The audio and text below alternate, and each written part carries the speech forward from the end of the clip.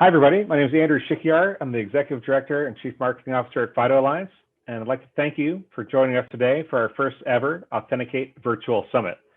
Many of you attended our Authenticate conference in the fall, and we had such a good time there and had such good feedback that we decided to bring a similar format to you all 4 times a year through topic-driven seminars, with today's topic being focused on FIDO's fit for simpler, stronger financial services.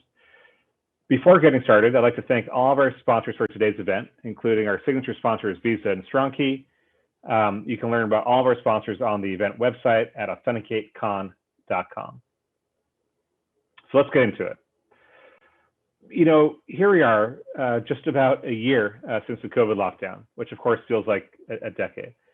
And you know, back in 2020, there's lots of talk about digital transformation. In fact, I even co-authored a paper on the topic with World Economic Forum. But just about everybody talks about digital transformation in broad, kind of hand-wavy 5-year plans, you know, broadly focused on moving core business processes online.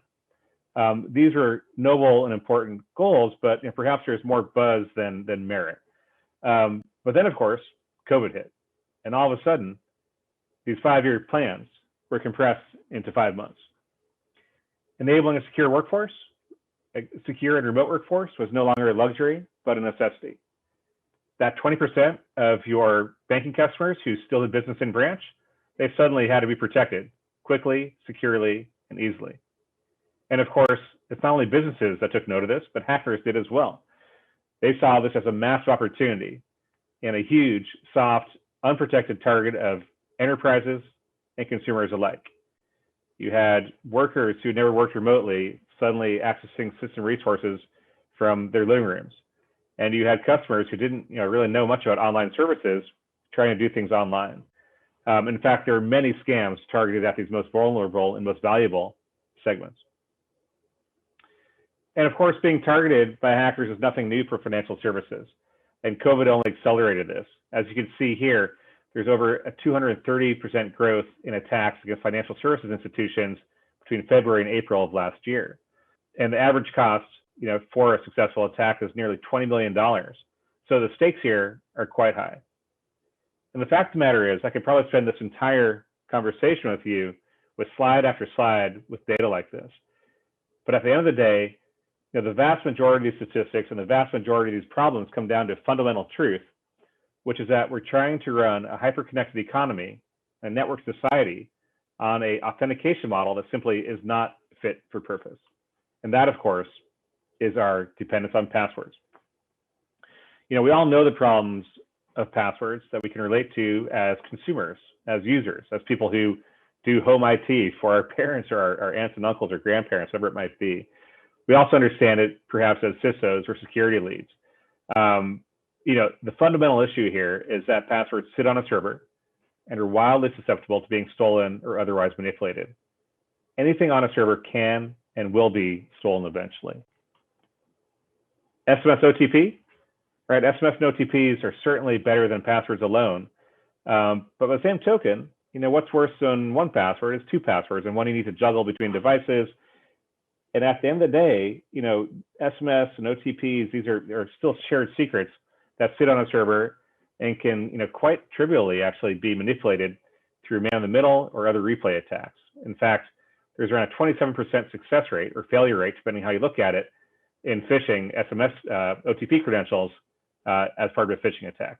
So they're far from secure, which is why we're seeing SMS OTPs being deprecated by NIST and supported by less and less organizations as a means to protect core resources. In fact, frankly, I think it's terrifying to think about the billions of dollars of account value being protected, if you will, through SMS OTP. FIDO's mission since day one has been to move the market away from a dependence on server-side shared secrets to a model that is both more usable and more secure than passwords and OTPs alike. What FIDO is doing is transforming the way people authenticate to a model that is a little bit more decentralized in nature and allows users to authenticate locally in the devices they most likely have in their fingertips every day, if not every minute of every day. It's a very user-friendly approach to public key cryptography that is single gesture, possession-based, simpler, stronger, user authentication. For those of you who don't know, FIDO is an open alliance founded in 2013, opened in 2013. We have over 250 companies worldwide who comprise the FIDO Alliance as a body. The logos you see here on the screen, this is our board of directors. It really is, a great collection of leaders in technology, consumer and financial services. What I think is really unique about this board and also our membership at large is that we have the right groups of stakeholders to help address this problem. First, we have the companies that are creating the platforms and devices that are shipping these at scale every day. Secondly, we have experts in security, biometrics, and authentication. Both longtime experts and a lot of innovative startups in this space. And last but not least, we have companies and service providers whose businesses are completely dependent upon their ability to deliver high assurance services to billions of users worldwide on a daily basis. So these are the big payment networks, the banks, the retailers, and other online services providers who ultimately really need FIDO to help drive their business moving forward. In addition to the companies you see here on our board, we have sponsor members who help drive the day-to-day work product of our different technical and adoption-related working groups. We have associate members who help comprise the B2B ecosystem of FIDO. So as a side note, we have over 900 FIDO certified products that you can pick from to deploy, and they all interoperate with each other to allow for secure and fast deployment of FIDO authentication services. And then we also have liaison partners. So we partner with other .orgs and standards bodies to help address adjacent markets and regional requirements.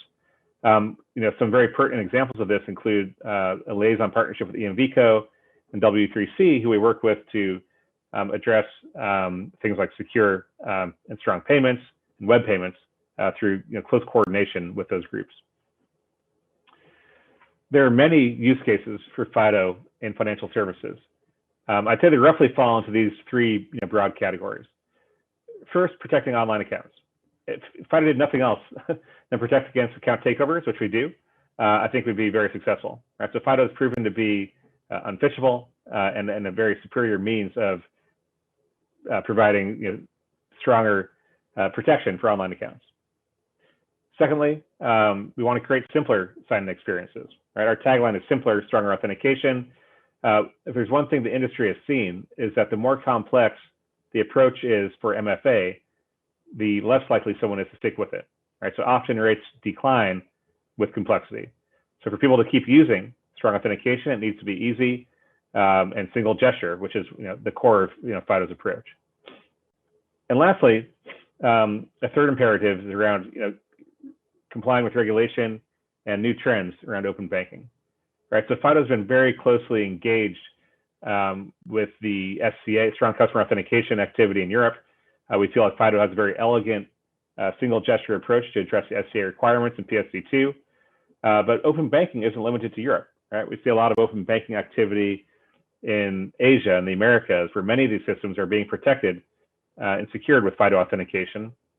You'll hear later today from the Financial Data Exchange and how the FDX API uses FIDO to allow for secure consumer access to customer access to data across financial service providers. So, if that's your imperative, there's also an opportunity. Right? With every imperative comes an opportunity. And that, simply put, is that the vast majority of modern computing devices now support FIDO authentication. And this most likely includes your customer base as well. That used to be the top question we'd get, right? So a lot of people, saw the value in FIDO and they'd ask, well, great, but how many of my customers can actually consume FIDO authentication? If I build it, will they come? And the answer now is yes. So every Android 7 or later device supports FIDO authentication. Every Windows 10 PC, the vast majority of Apple devices also support FIDO, and over 86% of browsers support FIDO authentication. So simply put, yes, your customers can consume FIDO authentication. And this is your opportunity not just to protect your bottom line and protect against fraud and ATOs, but also to improve your top line by providing superior customer experience and making it easier for your customers to make secure transactions and feel good about your brand and your business. So we do think there's a great opportunity here for you with FIDO authentication. And so, we'd love to see you join the growing list of trailblazing companies that are using FIDO in the financial services and retail and payments segment. So a couple to highlight. One is Intuit. So Intuit's leveraging FIDO both for access to tax prep services, but also for things like Mint. And what they've found is that by using FIDO authentication, they've greatly increased their success rate for authentication to nearly 100%. That means, more transactions, more customers, less customer support calls, and a happier customer base, which is a great anecdote.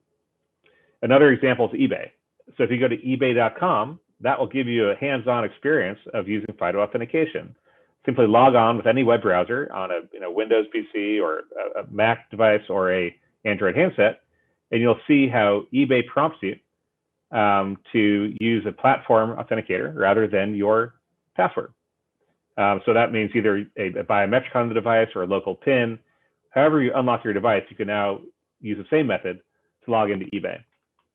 So you'll hear from Ashish Jain later on today on some of his perspectives on using FIDO and FIDO's fit in payments. And these are several other companies in the financial services sector. You'll hear from Gemini later today as well, and MasterCard, all of whom are using FIDO in some capacity to secure financial services.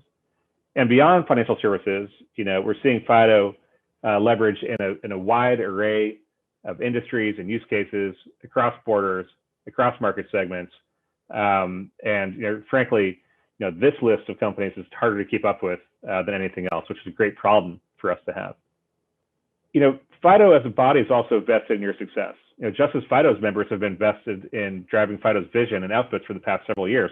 In fact, it's important to note that I'd say FIDO members have poured in tens of thousands of hours of development time into our specifications and tens of millions of dollars to bring the Alliance to where it stands today. Moving forward, you can count on FIDO to continue to do several things, including ongoing evolution of our specifications to make sure that they fully meet current and emerging market requirements. Secondly, we're very, very focused on helping you improve your customer experience. Right? Just because the end result of FIDO nets out in a easier login experience doesn't mean it's easy to get consumers to move from something they know out of necessity, like passwords, into something new, which is being less dependent on passwords using FIDO. So you'll hear from some key contributors to our UX efforts later on today. Then we'll also provide added resources to help you be successful. So case studies, implementation guides, and other best practices that you can use both as a technical decision maker, a developer, or a business decision maker to help you understand not just why, but how to implement FIDO authentication. So here's what you're going to hear today. We have a great agenda set for you today. You'll hear from, really thrilled to have keynotes from both our signature sponsors, Visa and StrongKey, along with expert perspectives from Javelin Research. We'll have a great panel talking about payments in the future of authentication with FIDO, Google, eBay, and MasterCard. Dave D'Amato from Gemini is going to talk about how Gemini is using FIDO security keys to help their users protect their crypto. We'll hear from FTX on how they're collaborating with FIDO to allow for secure access and consumer data sharing. And then last but not least, we'll have a really engaging panel on how to optimize user experience for strong authentication, which is, again, a really critical part of bringing FIDO out to your customers. So thank you again for attending today. All of these sessions are actually pre-recorded, but all of the speakers will be available to take questions either via live chat during their sessions or also some of them via broadcast Q&A at the end of each. So I encourage you to get engaged here, ask questions, and learn as much as you can do about how FIDO can bring benefit to your business moving forward. I'll be back at the end today to help wrap things up. So thanks so much and enjoy the day.